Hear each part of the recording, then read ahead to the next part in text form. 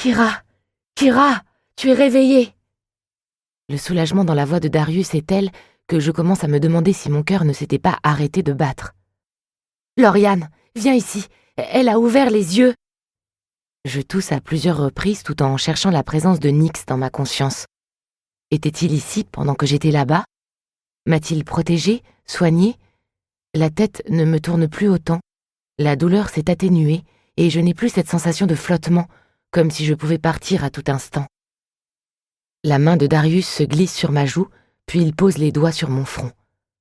Tu as l'air moins brûlante. Il embrasse le sommet de mon crâne et j'aperçois ses yeux brillants de larmes. J'ai cru que j'allais te perdre. Je suis encore vivante. Ma voix est rauque, je me racle la gorge, mais c'est tout de suite douloureux. Lauriane, crie-t-il encore. Où sommes-nous? Darius a le regard braqué vers la porte de la chambre. Je dois répéter ma question pour qu'il m'entende. À la cabane d'Alberon. Tu avais raison, c'est une cachette parfaite. Les dragons? Avec nous. Les œufs? Tous récupérés. 3 ont éclos suite au voyage. Je pense que ça a trop bougé pour eux. Magiciens et chevaucheurs sont en train de s'assurer qu'ils vont sortir. Ils sont nés prématurément, leur peau est parfois translucide, c'est étrange. Je n'ai lu aucun livre qui parle de ça. Yorick en a sûrement lu un, mais il n'est pas avec nous. Aurais-je dû l'emmener? J'espère qu'Elsa le protégera. Les dragonnes étaient folles furieuses et refusaient que Thondaril s'approche des petits, alors il a fallu calmer tout le monde. Gaspard est dehors pour surveiller la situation. J'acquiesce et prends une lente inspiration. Mes poumons se gonflent sans se bloquer, mon corps s'oxygène normalement et je commence à me dire que je suis sortie d'affaire. Grâce à Nyx. Je ne vois pas d'autres explications. Quand j'ai perdu conscience et dérivé vers son corps, j'étais sur le point de mourir. J'en suis quasi certaine. Enfin! Crie Darius quand la porte s'ouvre. Lauriane et Thondaril entrent tous deux dans la chambre. Le jeune magicien attrape tout de suite ma main pour prendre mon pouls à mon poignet, tandis que l'autre soulève les couvertures.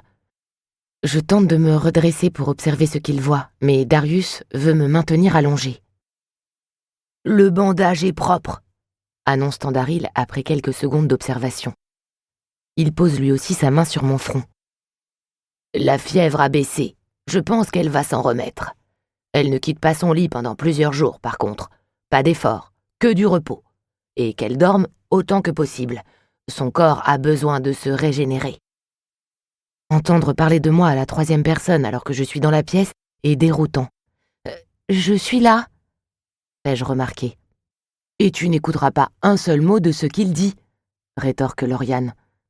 Alors il s'adresse à Darius, qui veillera à ce que tu obéisses aux moindres consignes. C'est pour ton bien. Ah, je me doutais que tu aurais cette réaction. Le jeune magicien me sourit, puis glisse ses doigts dans les miens. Je suis content que tu sois vivante. Et moi donc, merci d'avoir compris où je voulais aller. Ce n'était pas très compliqué. Des cris éclatent dehors et Thondaril bougonne qu'il ne peut pas rester. « Allons-y » lance-t-il. Lauriane et lui quittent la pièce précipitamment. « Que se passe-t-il » demandai-je. Probablement une dragonne qui n'a pas apprécié la manière dont quelqu'un a regardé un des dragonnets. Puis après quelques instants de silence, j'ajoute « On s'en est sorti. » Oui, me sourit-il. Ses cheveux blonds tombent sur son visage quand il se penche au-dessus du lit pour m'embrasser. Je me mets à rire quand ses lèvres se pressent contre les miennes. Que se passe-t-il ? S'inquiète-t-il aussitôt.